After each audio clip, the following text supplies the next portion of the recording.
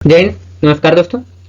मैं राजेश कुमार आप सबको को कुछ इंपॉर्टेंट क्वेश्चन कराने के लिए आया हूँ क्लास 10 के, जो कि जैक बोर्ड के लिए काफी इंपॉर्टेंट होने वाले 2 या 3 जनवरी से शायद एग्जाम भी है जैक बोर्ड की। चलिए हम लोग कुछ इसमें इंपॉर्टेंट सवाल को हम लोग क्या करेंगे, कवर कर लेंगे। और ये साइंस का होने वाला है, हमने बर्मा गैस से लिया हुआ है और कुछ सवाल जो है हमने एक्स्ट्रा भी लिए हैं। इस चैनल पे आपको सभी इंपॉर्टेंट क्वेश्चन पढ़ाए जाएंगे, जिसकी वजह से आपको आगे एग्जाम में बहुत सारी हेल्प हो। और आप सब इस चैनल से जुड़कर क्या कर सकते हैं, अपने एग्जाम पैटर्न को, एग्जाम के मार्क्स को सुधार सकते हैं। आप लोग क्या करेंगे कि इस चैनल को सब्सक्राइब कर लीजिए और अपने दोस्तों के साथ भेज दीजिए, ताकि उनका भी कुछ हेल्प हो जाए। नहीं, मैं भी मतलब कुछ आपसे मांग ही रहा हूँ, ऐसा नहीं है कि मतलब मैं आपका फ्री में हेल्प कर रहा हूँ। आप सब्सक्राइब कर दे तो मैं हेल्प करने के लिए तैयार हूँ और करूंगा भी। नहीं भी कर सकते हैं सब्सक्राइब दोस्तों, कोई बात नहीं, बट सब्सक्राइब कर लेंगे तो हमारे लिए भी फायदेमंद होगा, आपके लिए भी फायदेमंद होगा। नहीं यानी आप तक क्या होगा, सबसे पहले तो नहीं बोल सकते, बट जैसे ही आपका क्या होगा, डाटा ऑन होगा, आपके पास नोटिफिकेशन जाएगा कि इस यूट्यूब चैनल से हमारा क्या हुआ, एक वीडियो आया हुआ है, आप उसको देख लेंगे। एग्जाम में आपको काफी हेल्पफुल मतलब लगेगा वो वीडियो। चलिए अब बातों को ये करते हैं और अपने दोस्तों लोगों को शेयर कर दीजिए, ताकि उनका भी कुछ हेल्प हो सके। स्टार्ट करते हैं। जैसा कि आप लोग देख रहे होंगे दोस्तों कि यहाँ पर हमारा JAC board all important questions for class 10 science exam 2026 के बारे में बता रहा है। चलिए हम लोग स्टार्ट करते हैं, अगला स्लाइड ले लेते हैं। देखिए बोल रहा है दांत का एनिमल किससे बना होता है? क्या कैल्शियम हाइड्रोक्साइड से? नहीं, कैल्शियम ऑक्साइड से, यानी CaOH का H2 होता है दोस्तों, कैल्शियम हाइड्रोक्साइड CaO होता है, इससे भी नहीं बना होता है। कैल्शियम कार्बोनेट CaCO3 से भी नहीं बना होता है। तो किससे बना होता है? कैल्शियम हाइड्रोक्सापटाइट से बना होता है। थोड़ा सा यहाँ स्टाइपिंग है दोस्तों, इसको आप लोग ध्यान रखिएगा, हाइड्रोक्सापटाइट। ठीक है, चलिए अगला क्वेश्चन क्या कह रहा है। 1 बिलियन कुचले हुए अंडों के छिलकों के साथ अभिक्रिया करके एक गैस बनाता है जो चूने के पानी को दूधिया कर देती है, इस बिलियन में शामिल है। सबसे पहली बात कि क्या किया जाता है, 1 बिलियन है, उसका नाम हमें पता नहीं, एक्स वाई जेड कुछ भी रह सकता है इस बिलियन में, लेकिन इसके साथ हमें एक कंडीशन बता रहा है कि इसमें आखिर कैसे हमें पता चलेगा। तो इसमें कंडीशन क्या बता रहा है, कुचले हुए अंडे के छिलके के साथ अभिक्रिया करती है और गैस बनाती है जो चूने पानी को क्या करता है, दूधिया कर देता है। यानी कि ये बिलियन जो है ये छिलके के, कुचले हुए छिलके के अंडे के साथ क्या करती है, अभिक्रिया करती है और गैस बनाती है। यानी कैल्शियम ये अंडा का छिलका जो होता है उसके साथ अभिक्रिया करती है और क्या करती है, एक गैस बनाती है। और उस गैस को जब चूने के पानी से गुजारा जाता है ना, तो चूने के पानी को वो क्या करता है, दूधिया कर देता है। इस बिलियन में शामिल है। अब क्या है शामिल, तो याद रखना है कि हाइड्रोक्लोरिक अम्ल शामिल है। क्या है, यानी वही गैस क्या करता है हमें, यानी ये गैस निकालता है जो वो क्या करता है, दूधिया कर देता है चूने के पानी को। बट ये जो बिलियन हमारा है, बिलियन किस चीज का है, HCl hydrochloric acid. Option B हमारा सही। एक तत्व ऑक्सीजन के साथ अभिक्रिया करके उच्च गलनांक वाला यौगिक बनता है। यह यौगिक जल में घुलनशील होता है, घुलनशील है, यह तत्व है। याद रखिएगा, सिलिकॉन देखा जाए तो जल में घुलनशील नहीं, कार्बन भी बट जल में घुल तो जाएगा, लेकिन यहाँ सबसे पहली बात कह रही है कि उच्च गलनांक वाला बनता है, यौगिक बनता है। तो याद रखना है कैल्शियम ऑक्सीजन से अभिक्रिया करके क्या बनाता है, उच्च गलनांक वाला यौगिक बनाता है। चलिए आते हैं हम लोग अगले में। बोल रहे मानव पुरुष में यौवन की आयु क्या है? तो हम लोग बताएंगे कि मतलब मानव पुरुष में यौवन की आयु क्या है, तो 12 से 14, यानी 12 वर्ष से 14 वर्ष इसका स्टार्टिंग है। ठीक है, अगला क्वेश्चन आते हैं। जब हाइड्रोजन सल्फाइड गैस को कॉपर सल्फेट के नीले घोल से गुजारा जाता है तो अपक्षेप कारण क्या होता है? याद रखना है कि जब हाइड्रोजन सल्फाइड गैस को कॉपर सल्फेट के नीले घोल, यानी आप लोगों ने पढ़ा होगा कि कॉपर सल्फेट का विलयन जो होता है वो नीला कलर का होता है, CuSO4 कॉपर सल्फेट। क्या है ये, कॉपर सल्फेट। इसका विलयन का रंग कैसा होता है, नीला होता है, नीला। ठीक है, जब इससे हाइड्रोजन सल्फाइड गैस को गुजारा जाता है तो एक अपक्षेप बन जाता है। वो अपक्षेप किस रंग का होता है, याद रखना है काला रंग का होता है। अब देखिए इसमें बोल रहा है नामांकित में से, अगला क्वेश्चन क्या कह रहा है 6 नंबर, नामांकित में से कौन सा भौतिक परिवर्तन नहीं है? बोल रहा आशुद्ध जल का उगलना, फिर ये क्या हो जाएगा, यानी भौतिक परिवर्तन पुनः इसी रूप में आ जाएगा दोस्तों। बट क्या कहते हैं कि चीनी का कार्मेलाइजेशन, यानी चीनी का जलना या पिघलना, जिसे रासायनिक रूप में बदले, यानी रासायनिक रूप में बदला, तो ये क्या हो गया, भौतिक परिवर्तन नहीं है। क्वेश्चन में तो साफ साफ किया गया है, बता भी दिया गया है। चलिए हम लोग अगले क्वेश्चन की ओर बढ़ते हैं। बोल रहा है फूल का मादा प्रजनन भाग होता है, यानी फूल जो होता है उसका मादा प्रजनन भाग क्या होता है? याद रखना है कि उसका मादा प्रजनन भाग वर्तिकाग्र, अंडाशय और वर्तिका होता है। क्या होता है, वर्तिकाग्र, अंडाशय और वर्तिका। ठीक है, अगले क्वेश्चन में आते हैं। मानव नेत्र की फोकस दूरी में परिवर्तन किसके कारण होता है? यानी मानव नेत्र का जो फोकस दूरी होता है उसमें परिवर्तन हो जाता है, तो वो किसके कारण होता है? पेशियों के कारण। कौन से पेशियों? सिलियरी पेशियों के कारण। तो ये सिलियरी पेशियों के कारण हो जाएगा, आंसर हमारा क्या है, सिलियरी पेशियों। आकाश का रंग नीला किसके कारण होता है? अब याद रखने का ये है, आकाश का रंग नीला क्यों होता है? आकाश का एक्चुअल में रंग है नहीं, वो कहां तक है ये तो किसी को पता नहीं है, बट आखिर नीला हमें प्रतीत होता है, क्यों होता है? इसका एक सिंपल सा स्टेटमेंट है कि वहां प्रकाश का क्या होता है दोस्तों, परिकर्षण होता है। ओके, कभी कभी मैं दोस्तों में बोल दूंगा, कभी कभी बच्चों में बोल दूंगा, क्योंकि मैं भी ज्यादा एज का तो हूं नहीं। चलिए अगला क्वेश्चन की ओर बढ़ते हैं। बोल रहा लेंस की शक्ति 4D होती है। लेंस की प्रकृति क्या है? तो हमेशा याद रखना 4D होती है, 4D होती है यानी प्लस में होती है। तो लेंस की प्रकृति हमेशा क्या होगी? उत्तल होगी, उत्तल। आंसर क्या हो गया? उत्तल। अगला देखते हैं हम लोग, एक मटर में एक शुद्ध लंबे पौधे टीटी को एक शुद्ध छोटे पौधे टीटी के साथ संकरित कराया जाता है, यानी संकरित हाइब्रिडाइजेशन वगैरह तुम आप लोग पढ़े होंगे। हाइब्रिडाइजेशन वगैरह क्या किए होंगे आप लोग पढ़े होंगे। अब उसके बाद आगे क्वेश्चन देखिए क्या कर रहे हैं, F2 पीढ़ी में शुद्ध लंबे पौधे और अशुद्ध छोटे पौधे का अनुपात होगा। तो हमेशा याद रखना है 1:1 होगा। इस क्वेश्चन का याद रख लेना है। चलिए अगला हमको पूछा जा रहा है कि एक वस्तु अवतल दर्पण के सामने 20 सेंटीमीटर की दूरी पर खड़ी की गई है, जिसकी फोकस दूरी 25 सेंटीमीटर है। वस्तु का आवर्धन क्या होगा? यानी क्वेश्चन क्या कह रहा है, एक वस्तु है यानी उसको क्या किया गया है, अवतल दर्पण है। कौन सा दर्पण? अवतल दर्पण। बोल रहा है उसके 20 सेंटीमीटर पीछे क्या किया गया, उसको रखा गया है। नहीं, अब बोल रहा है कि 20 सेंटीमीटर पीछे रखा गया है, तो वस्तु का आवर्धन यानी वस्तु कितना गुना बड़ा होगा या कितना गुना छोटा होगा, क्या होगा, ये पूछ रहा है। तो हमें याद रखना है कि प्रत्येक, अब देखिए ए नंबर बोल रहा है इतना प्लस 5.0, बी नंबर बोल रहा है माइनस 5.0, सी नंबर बोल रहा है प्लस 0.2D और डी नंबर क्या बोल रहा है माइनस 2.0D। अब देखिए उसके आगे क्या कहा, a + 5 इतना खादी जल के लिए नामांकित में से कौन सा सही है? ये क्वेश्चन अच्छा 13 नंबर है दोस्तों, थोड़ा सा यहाँ पे मिस्टेक। तो हमेशा याद रखना है कि इसका आवर्धन क्या होगा, a नंबर यानी प्लस 5D 5.0। बोल रहा है खाद्य जाल के लिए नामांकित में से क्या सही है? प्रत्येक स्तर पर उपलब्ध ऊर्जा का कम हो जाती है, यानी प्रत्येक स्तर पर ऊर्जा कम हो जाती है। ऊर्जा विभिन्न स्तरों में से होकर उत्तरोत्तर गति करती है। जब हम आप लोगों को पढ़ाए थे तो ये चीज पढ़ाए होंगे कि हमारा 10% नियम वाला वर्क करता है इसमें। तो 10% नियम वाला क्या है वो तो आप लोग आगे देख लीजिएगा, बट आगे नहीं, अभी हम समझा नहीं सकते क्योंकि अभी समय बहुत कम है आप लोगों के एग्जाम के हिसाब से। अभी सारी चीजों को क्लियर करना, सारे टॉपिक को क्लियर करना नहीं है इंपॉर्टेंट, मतलब इंपॉर्टेंट नहीं, पॉसिबल नहीं है। नहीं तो चलिए हम देख लेते हैं। प्रत्येक स्तर पर उपलब्ध ऊर्जा कम हो जाती है, जी बिल्कुल। और दूसरा क्या है, ऊर्जा विभिन्न स्तरों से होकर उत्तरोत्तर गति करती है, यानी बढ़ती है। नहीं तो ये हमारा ए और बी दोनों सही हो जाएगा। तो यहाँ देखते हैं ऑप्शन सी नंबर में क्या दिया है, ए और बी दोनों, जी बिल्कुल ए और बी दोनों सही हो जाएगा। चलिए हम लोग आगे बढ़ते हैं। खाद्य जाल के लिए निम्नलिखित में से क्या सही है? तो प्रत्येक स्तर पर, अच्छा अभी तो ये क्वेश्चन करा दिए नहीं जी। यदि किसी विशेष छोर से देखने पर परिनालिका में धारा की दिशा वर्तमान यानी एंटी क्लॉकवाइज,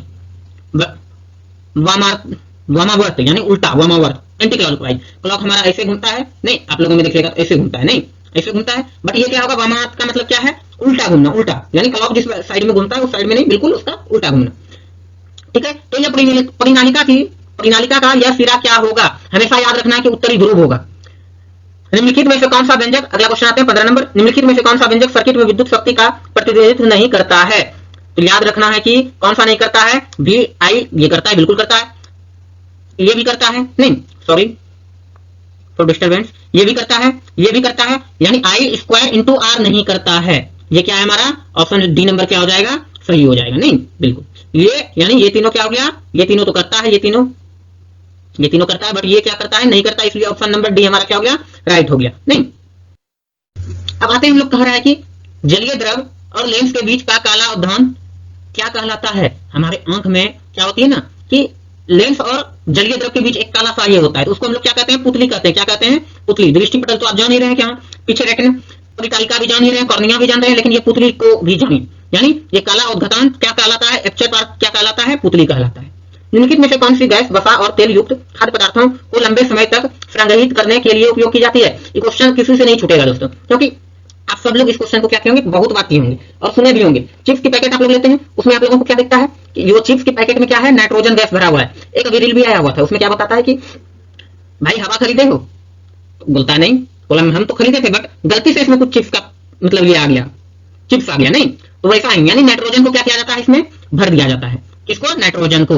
बिल्कुल सही है, यानी सी नंबर सही हो जाएगा। नहीं, एक विद्युत जनरेटर परिवर्तित करता है विद्युत ऊर्जा को यांत्रिक ऊर्जा में, यांत्रिक ऊर्जा को उष्मा ऊर्जा में, विद्युत ऊर्जा को रासायनिक ऊर्जा में, यांत्रिक ऊर्जा को विद्युत ऊर्जा में। सबसे पहले हम लोग समझेंगे कि यांत्रिक ऊर्जा, विद्युत ऊर्जा या रासायनिक ऊर्जा, उष्मा ऊर्जा, ये सब है क्या। तो याद रखना है विद्युत ऊर्जा हमारा इलेक्ट्रिसिटी, करंट हो गया, क्या हो गया, करंट हो गया।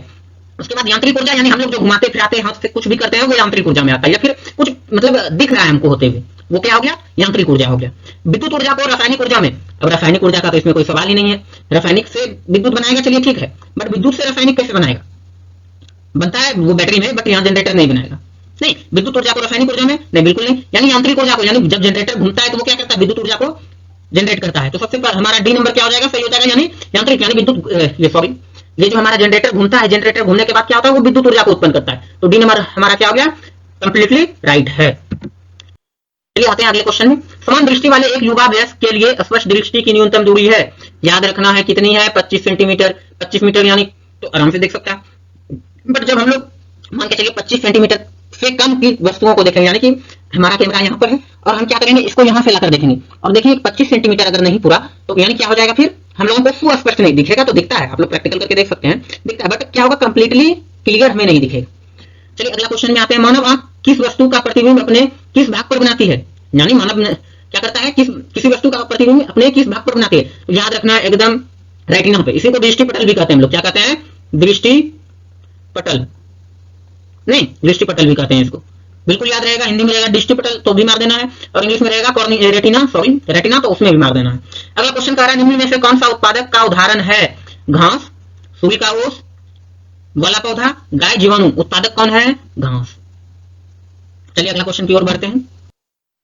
बोल रहा है कि पौधों से परिपक्व पत्तियां और फलों का गिरना किसके कारण होता है। तो हमेशा याद रखना एसिटिक अम्ल के कारण, ये सब पढ़ाए होंगे आप लोगों को। शरीर का वह भाग जो तंत्रिका से भेजे गए निर्देशों पर प्रतिक्रिया करता है, उसे कहते हैं, क्या कहते हैं, इफेक्टर कहते हैं। क्या कहते हैं हम लोग, इफेक्टर, यानी प्रभावक कहते हैं। क्या कहते हैं, प्रभावक कहते हैं। चलिए कौन सा रेफ्रिजरेंट यानी रेफ्रिजरेटर में जो होता है, रेफ्रिजरेंट ओजोन परत के क्षरण के लिए जिम्मेवार है। हम लोग याद रखेंगे CFC, नहीं क्लोरोफ्लोरोकार्बन। ये CFC जो होता है DDT वगैरह, कीटनाशक वगैरह, या फिर CFC बहुत सारी चीजों में लगाया जाता है, मतलब बहुत सारा उपयोग है इसका। ये CFC याद रखना कि ओजोन परत के अपक्षय का कारण कौन है, CFC है, बिल्कुल। अगला क्वेश्चन की तरफ बढ़ते हैं हम लोग। बोल रहे हैं निम्नलिखित में से कौन सा जल के साथ अधिक अभिक्रियाशील है, यानी जैसे ही हम लोग सोडियम देखते हैं, तुरंत बिना देखे इधर उधर आंख मुने मार देना फटाक से, क्या, सोडियम। क्यों, क्योंकि जब भी हम सोडियम को हवा में मिलाएंगे, यानी जैसे ही उसे ऑक्सीजन मिला तो वो क्या हो जाएगा, तुरंत रिएक्ट करेगा, आग लगाएगा, ब्लास्ट करेगा, जो भी करना होगा उसको करेगा। और जल के साथ जैसे ही देंगे तो सबसे पहली बात क्या, धमाका होगा। आप लोग धमाका सुनकर ये छठ पूजा वगैरह में क्या करना है आप लोगों को, बिल्कुल भी इसका इस्तेमाल नहीं करना, काफी घातक होता है ये। केरोसिन तेल में इसे डुबो कर रखा जाता है और गलती से भी आपने इसे क्या किया, यूज में लाया, हो सकता है घर वाले। अब आगे आप लोग समझिए। यौगिक CH3 CH2 CHO का नाम बताइए। सबसे पहली बात CHO क्या है, एल्डिहाइड है। क्या है, एल्डिहाइड है, एल्डिहाइड, एल्डिहाइड, एल्डिहाइड ग्रुप जान रहे हैं ना, आप लोग पढ़े होंगे चैप्टर 4 में, यानी कार्बन एवं उसके यौगिक में पढ़े होंगे। नहीं, यहाँ पर क्या हम बोल रहा है, CH3 CH2 CHO। सबसे पहले इसमें क्या करना, आयुर्वेद नेम पूछ रहा होगा ना, बिल्कुल। आयुर्वेद नेम क्या हो जाएगा, C1 2 3, 3 कार्बन है। तो सबसे पहले क्या है, 3 कार्बन वाले क्या बोलते हैं, मेथ एथ प्रोप, नहीं। और एल्डिहाइड वाले के सफिक्स, यानी सफिक्स क्या लगते हैं, Al लगते हैं, Al L। तो क्या हो गया, प्रोपेनल, नहीं प्रोपेनल, ये हमारा क्या हो गया, सही हो गया। यानी हम लोग, अगर आपको सीखना हो तो कमेंट कीजिएगा, क्योंकि 5 नंबर का इसे बिल्कुल आता है और ये 5 नंबर आपका चुकना एकदम नहीं चाहिए। बस कुछ मिनट 10-15 मिनट का वीडियो हम डाल देंगे, आप लोग कमेंट कर दीजिएगा, हम लोग वीडियो, हम लोग क्या, हम वीडियो बनाकर डाल देंगे, अपलोड कर देंगे, आप लोग देख लीजिएगा, समझ में आ जाएगा। फिर उसके बाद कितना बड़ा पेपर आ जाए आप लोग चुटकी में हल कर लीजिएगा, जैसे हम देखते हैं कर दिए। चलिए अगला क्वेश्चन है, हम लोग 27 नंबर की तरफ बढ़ते हैं। बोल रहा है अभिक्रिया की पहचान करें, नहीं थोड़ा सा सही से दिख नहीं रहा है अभिक्रिया में क्या कह रहा है, बट इस क्वेश्चन को छोड़ देते हैं अभी। अब घटन हम समझा देते हैं, इसको थोड़ा सा हमको देखना होगा उसमें कि क्या क्या लिखा है।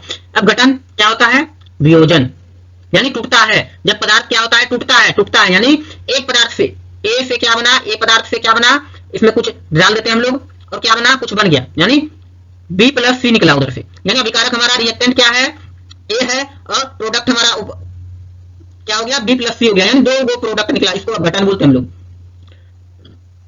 उसके बाद देखिए उष्मा छेपी, यानी ऐसी रासायनिक अभिक्रिया में जिसमें उष्मा का क्या हो, छेपी याद रखना, छेपी और फेंकी, यानी छेपी मतलब छेपना, फेंकना।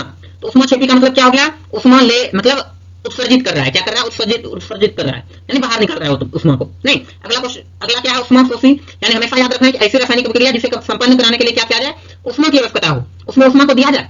यानी कि हम लोग क्या करते हैं, जैसे हम लोग चूना पत्थर को CaCO3 को क्या करते हैं, हम लोग हीट करते हैं, हीट, जिसके बाद क्या मिलता है, CaO + CO2, यानी कार्बन डाइऑक्साइड गैस निकलता है और हम लोग को क्या मिल जाता है, चूना, यानी हम लोग सफेद चूना का जो यूज करते हैं, ये पत्थर की बदौलत, ये पत्थर को बहुत सारी भट्टियों में हीट किया जाता है और CO को निकाला जाता है और गैस CO2 क्या होता है, बाहर निकल जाता है, ठीक है, समझ गए। विस्थापन में क्या होता है, जैसे आप लोग क्रिकेट खेले होंगे, कुछ लोग आते हैं जो मजबूत होते हैं, वो क्या करते हैं, आपको हटा देंगे, गेम से बोलेंगे बाबू जरा हमको भी 2 बॉल खेलने दो, नहीं तो आप लोग हट जाइएगा। जैसे देखिए A plus AC plus B D. अब क्या हुआ, ऐसा था AC बैटिंग कर रहा था, मान के चलिए ऐसा ही था। अब AC क्या हो गया, यहाँ ए हटा, ए की जगह पे कौन आ गया, बी आ गया, सी के जगह पे डी चल गया, AB प्लस CD।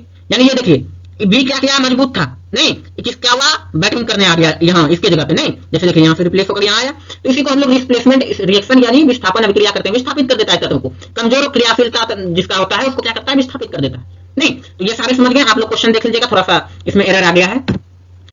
अगला क्वेश्चन कह रहा है एक न्यूरॉन के भीतर सूचना कैसे प्रवाहित होती है। याद रखना डेंड्राइट कोशिका शरीर अक्षंतुत तंत्रिका तंत्र अंतर, नहीं इसके द्वारा होती है।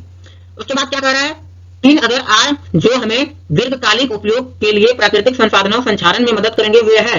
याद रखना कि वो कौन है, कम करना, नहीं सबसे पहले हमें क्या करना, कम करना, पुनः चक्रण, पुनः उपयोग, नहीं बिल्कुल चलिए सही है। रंध्र छिद्र का खुलना और बंद होना इस बात पर निर्भर करता है ऑक्सीजन, तापमान, द्वार कोशिकाओं में जल, CO2 की सांद्रता। तो हमेशा याद रखना कि